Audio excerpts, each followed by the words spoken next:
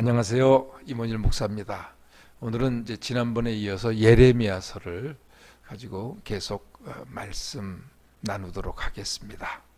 이 예레미야서에서는 아주 다른 예언서에서 찾아볼 수 없는 독특한 내용의 탄식시가 있습니다. 예언자의 탄식시. 자, 하나님의 자기가 원해서 된 것도 아니고 하나님의 부르심을 받아서 하나님의 소명을 받아서 예언자로서의 사명을 삶을 살아갈 때 그는 정말 하나님의 말씀이 하나님께서 너는 한 자도 빼지도 말고 더하지도 말고 내가 네 입에 넣어준 그 말을 가라고 하는 곳에 가서 말하라고 하는 사람 앞에 가서 정확하게 얘기하라 이렇게 명령하시거든요. 근데 그 내용이 정말 가혹하고 무자비하게 자기 백성의 잘못을 지적하고 경고해야 하는 바로 그런 말입니다. 그래서 하나님이 강권적으로 하시니까 가서 그렇게 이야기하고 전하지만 그로 인해서 그 이야기를 하나님의 말씀을 듣는 사람들로부터 그 시대로부터 완전히 폭력을 당하죠. 핍박을 당하죠. 이런 그 예언자의 삶을 살아갈 때 그 한 인간의 내면, 그 예언자도 인간인데 그 내면에서는 어떤 일이 벌어지고 있는지 그들은 그저 믿음의 사람이니까 그럼에도 불구하고 뚜벅뚜벅 변함없이 갔다. 그거는 우리가 생각하는 거죠. 바로 그 내면에 이렇게 예언자로서 살아가는 그 삶의 갈등과 외로움과 고독과 고통이 다른 예언자들보다 예레미야에게서 더 잘할 수가 있습니다. 즉 예레미야의 서에서만 다른 데서는 볼 수 없는 그러한 예언자로서의 고뇌가 담겨 있는 많은 탄식시들이 그대로 수록되어 있습니다. 하나님과 자기가 사랑했던 또 사랑한 자기 민족, 자기 백성 그 사이에 깨어진 사이에 서서 하나님의 말씀을 전하기는 하지만 자기 시대의 자기 백성은 그가 전하는 말씀에 정면으로 반항하였고 그럼에도 불구하고 하나님은 정말 우리가 지금 그런 하나님의 명령을 듣는다고 소명을 받는다고 해도 저는 죽어도 못합니다 하고 말할 수밖에 없을 정도로 무자비하게 비인간적인 예언자로서의 삶을 예레미야에게 요구하셨습니다. 예를 들자면 예레미야야 너는 절대 결혼하지도 말고 결혼해서 애 낳을 생각은 하지도 말아라. 그래서 예레미야는 평신을 독신으로 살았습니다. 뭐 그 외에도 예레미야의 이 탄식시들을 통해서는 예레미야의 그 자신의 삶의 다양한 겪은 내용들이 잘 나와 있는데 이 사람들이 기피하는 인물이고 기피하는 정도가 아니죠. 죽이려고 하죠. 예레미야 너 다시 한번 입을 열었다면 우리 손에 죽는다. 그리고 사실은 죽이려고 현장에서 체포까지도 했었던 일화들이 나옵니다. 즉 사람들의 거부와 하나님의 강요 사이에서 예레미야는 터질 것 같은 자신의 심정을 여과 없이 하나님에게 털어놓습니다. 때로는 아니 어떻게 예언자가 이렇게 하나님에게 따지듯이 불경스럽게 대들 수 있는가. 진짜 격렬한 언어로 하나님에게 자기의 입장을 불평하며 그 아주 괴로운 마음을 그대로 표현합니다. 근데 예레미야서에는 이런 탄식시들이 많이 수록되어 있습니다. 나중에 편집하는 사람들이 야 이런 건 좀 빼자. 이건 예레미야가 너무 하나님에게 대놓고 대든다. 뺄 수도 있는 건데 이런 것들을 무려 6편에 걸쳐서 예레미야서, 특히 1장에서 25장 그 전반 부분에 다 이게 기록되어 있습니다.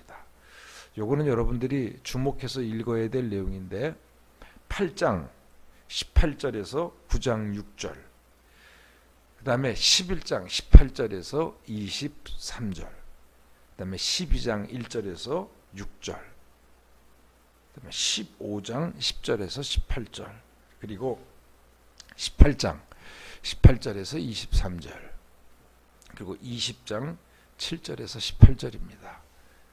그 20장 7절에서 18절 사이에서는 예언자로서 살아가는 자기의 삶을 어떻게까지 저주하냐면, 차라리 내가 이 땅에 태어나질 말았어야 되는데, 엄마 뱃속에서 내가 죽어서 나왔어야 되는데, 그러면서 아들을 낳았습니다 하고 그 기쁜 소식을 자기 아버지에게 전했던 그 사람이 차라리 죽어버렸더라면, 즉 내가 이 세상에 태어났다는 것을 알리는 사람들이 죽어버렸더라면 더 좋았을 것을.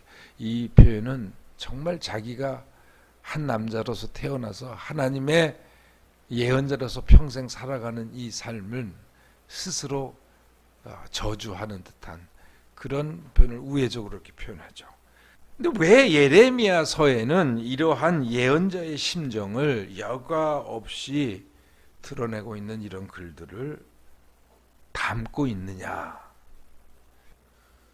존 브라이트라는 그 유명한 미국의 뭐 지금 벌써 고인이 되신 분인데 20세기에 성서 고고학자, 구학 성서학자가 쓴 한 논문에서 제가 읽은 건데 답은 이렇습니다. 근데 그것이 제에게는 가장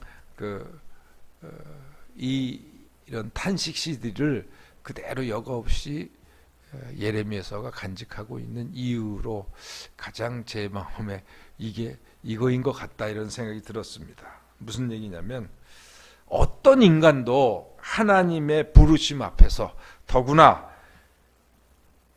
징발된, 하나님에 의해서 그 인생 자체가 징발된 시대의 지성으로서 자기 시대와 대항하면서 살면서 인간적인 갈등과 고뇌 없이 살 수는 없다는 것을 예레미야의 탄식시들에서 우리가 느낄 수 있다는, 깨달을 수 있다는 겁니다.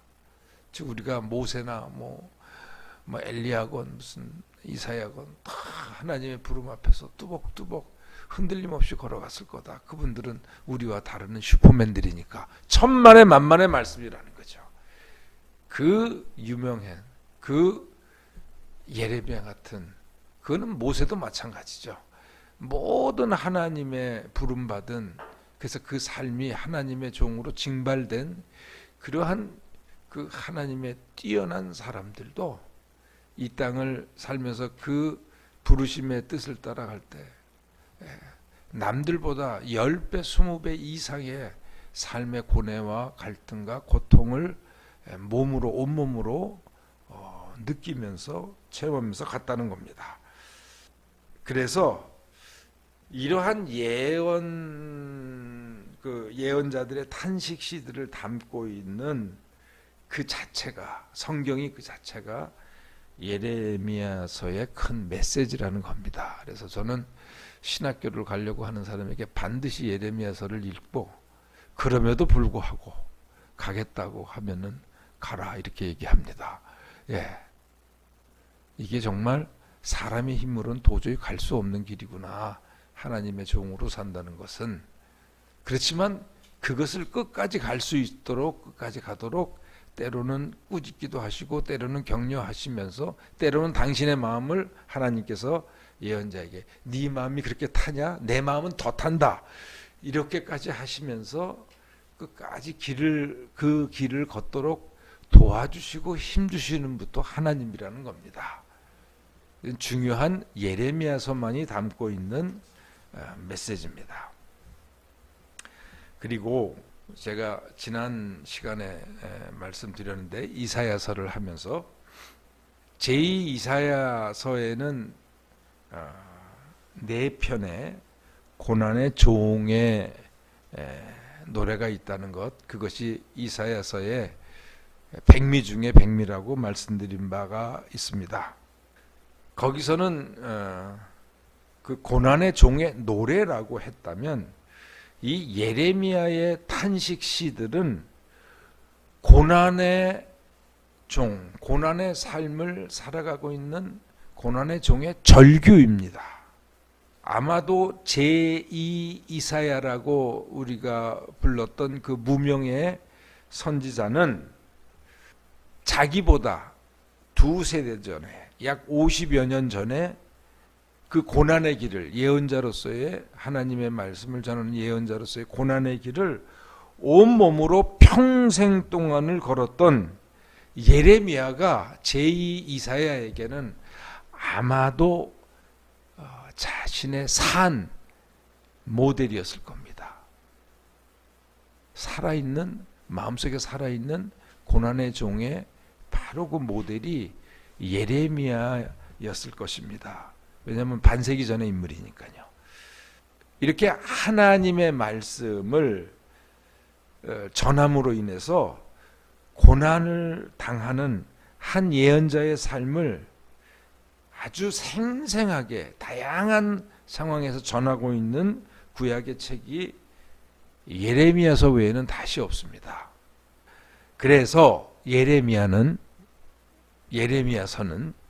예수님의 고난을 이해하는데 아주 생생한 구약의 전거가 됩니다. 예레미야의 삶 자체가 자기 백성에게서 자기 백성과 함께 자기 백성 가운데서 고난을 받았을 뿐만 아니라 자기 백성을 위해서 고난을 받는 이 예언자 예레미야가 바로 장차 오실 나사렛 예수를 암시한다고 생각합니다. 그래서 마태복음 16장 이제 14절에 유명한 말이 나오는데, 예수님께서 가이사랴 빌립보로 제자들과 함께 가시다가 묻잖아요.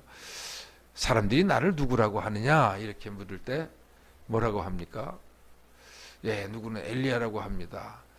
아니면 예레미야와 같은 예언자 중에 한 명이 다시 왔다고 생각합니다.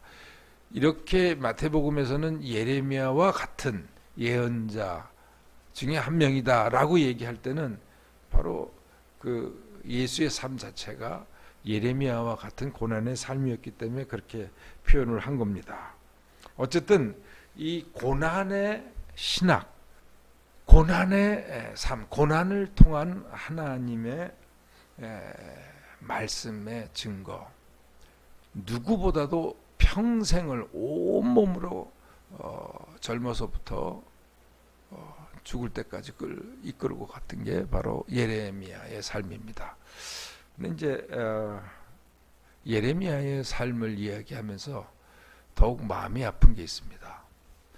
예레미야서에서는 이 자신이 사랑했던 사람들에 의해서 배반을 당해서 강제로 이들에게 불모로 잡혀서 이집트에까지 끌려가는 그 마지막 모습이 기록되어 있습니다.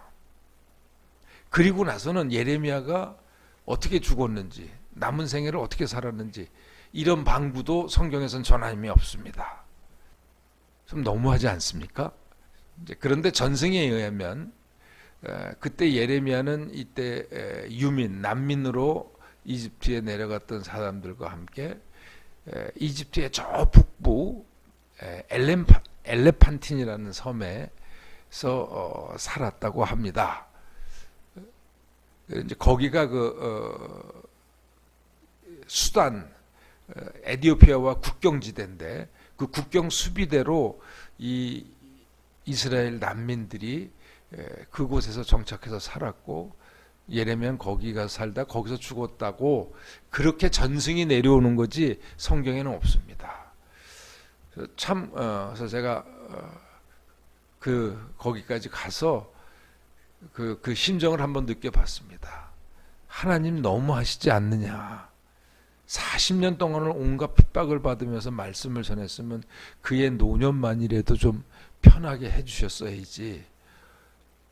그토록 자기가 사랑했던 그 나라에서 살기를 원했지만 이러한 비류들에 의해서 끌려와서 이 먼 곳에서 남의 나라에서 평생 남은 여생을 살다가 이름도 없이, 근데 물론 거기 가면 뭐 여기서 예레미야가 뭐 했던 것이다 하고 있지만 그건 역사적인 근거는 없지만요.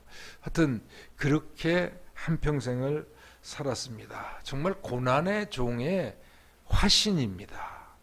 그를 보면 예수님의 고난의 길이 보입니다. 근데 예수님은 3년만 그렇게 사셨지만 예레미야는 평생을 그렇게 살았습니다. 자, 그 다음에 또 예레미야서를 읽다 보면은 구약의 어느 책에도 없습니다. 예레미야만이 예루살렘 성전의 파괴를 예언한 예언자입니다. 물론 예레미야가 한 얘기는 아니고 하나님께서 그렇게 전하라 하니까 전한 거죠. 예루살렘 성전은 하나님의 집이요 하나님 임재의 상징으로, 이 성전이, 하나님이 머물고 계신 이 성전이 파괴된다는 것은 하나님 존재를 거부하는 것과 같이 생각했겠죠. 당연하게. 그게 바로 성전 신학입니다. 우리에겐 다른 건 몰라도 하나님이 계시는 성전이 우리에게 있지 않냐. 하나님이 여기와 함께 하시는데 우리는 절대 망하지 않는다. 그런데 예레미야는 그렇게 그 시대 사람들이, 아니 이스라엘 백성들이 오랫동안 믿어왔던 그 성전 신학을 강도들의 소굴로 전락했다고. 그러면서 북이스라엘의 실로를 가봐라 이렇게 얘기합니다. 그 유명한 반성전 설교가 나오는 예레미야 7장입니다. 여러분 실로가 뭡니까? 옛날 엘리 제사장이 있고 사무엘이 거기서 자라난 곳이잖아요.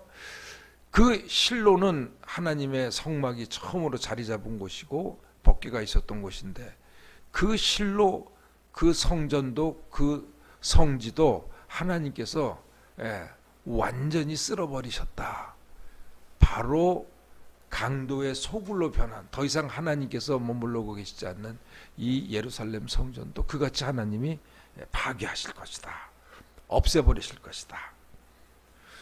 19장에 보면은 그 예언자의 상징 행위가 나옵니다. 여러분, 예언자가 입으로만 그 하나님의 예언을 전하는 게 아니라 하나님께서 너는 뭘 지고 가서 뭘 어디 가서 뭘 어떻게 하라, 이런 구체적인 행위까지 지시하십니다. 이제 그게 이사야서도 한번 나왔지만 예레미야서도 많이 나오고, 더 많이 나오는 건 이제 에스겔에 가면은 더 많이 나옵니다.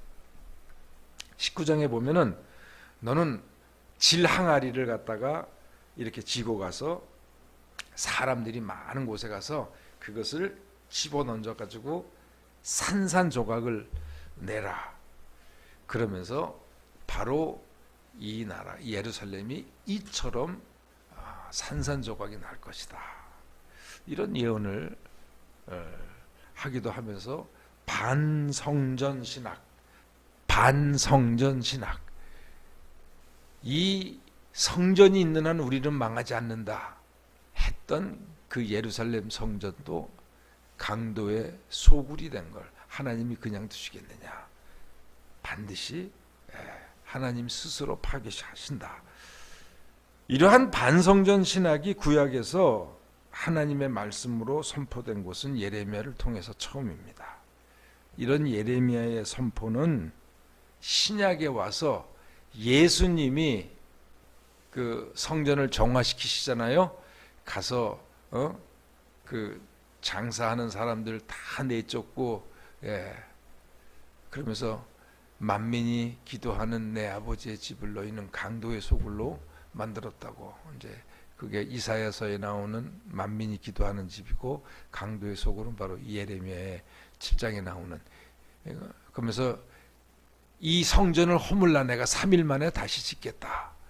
그리고 또 이제 마가복음 13장에 보면은 제자들이 와, 예수님 저것 좀 보십시오. 얼마나 위대한, 얼마나 웅장한 건물입니까? 제자들이, 이 갈릴리에서 온 촌사람들이 그 헤롯이 지은 솔로몬 때보다 더 화려하게 웅장하게 지은 성전 건물을 보고 와, 경이로운 마음에서 놀라서 감탄할 때 예수님께서 뭐라고 하십니까? 너희들은 그렇게 보냐? 그렇지만 저 성전에 돌 하나도 돌 위에 남지 않도록 철저하게 파괴될 것이다. 이렇게 성전 파괴를 예언하시죠. 어쨌든 이 예레미야가 처음으로 선포했던 반성전 신학은 예수 그리스도의 반성전 신학을 이해하는데 이 예수 고난 신학과 함께 매우 중요한 구약의 전거가 되었습니다. 하나님의 말씀이 사라진 이 성전, 또 그 성전 시스템 체제는 가장 흉악한 우상의 전당이 된다는 이 말씀은 예레미야가 선포하고 예수님이 선포하셨던 우리 기독교 역사에 있어서도 지난 2000년의 역사에서도 끝없이 반복된 진실입니다. 하나님의 이름으로, 예수님의 이름으로 어마어마하게 웅장한 성전들을 짓지만 그것이 나중에는 우상의 전당이 되죠. 그래서 여러분, 기독교 2000년의 그 역사 탐방을 해보면은 그 당시에 웅장했던 그리스도의 교회들은 다 지금 폐허가 되어 있고, 그래서 저는 이렇게 명명했습니다. 성지답사란 교회의 묘지답사다. 근데 바로 그것이 이 성전이 우상화되는 그러한 성전 신학이 오늘날 우리나라에서도 바로 우리 교회의 현실에서도 계속되고 있다는 이 아이러니입니다. 그래서 사람들은 하나님의 이름으로 교회를 짓고 하나님께서는 하나님의 말씀을 위해서 그 교회를 또 허무시고, 그것이 저 처음 지었던 솔로몬 건물 성전 때부터 지금까지 계속되고 있는, 반복되고 있는 참 아이러니입니다. 그리고 마지막으로 한 가지만 더 말씀드리도록 하겠습니다. 예언서 읽기와 꼭 예레미야서뿐만이 아니고 이제 다른 다양한 예언서들 읽기와 역사 의식에 대해서 한 말씀만 더 드리고 오늘의 강의를 마치고자 합니다.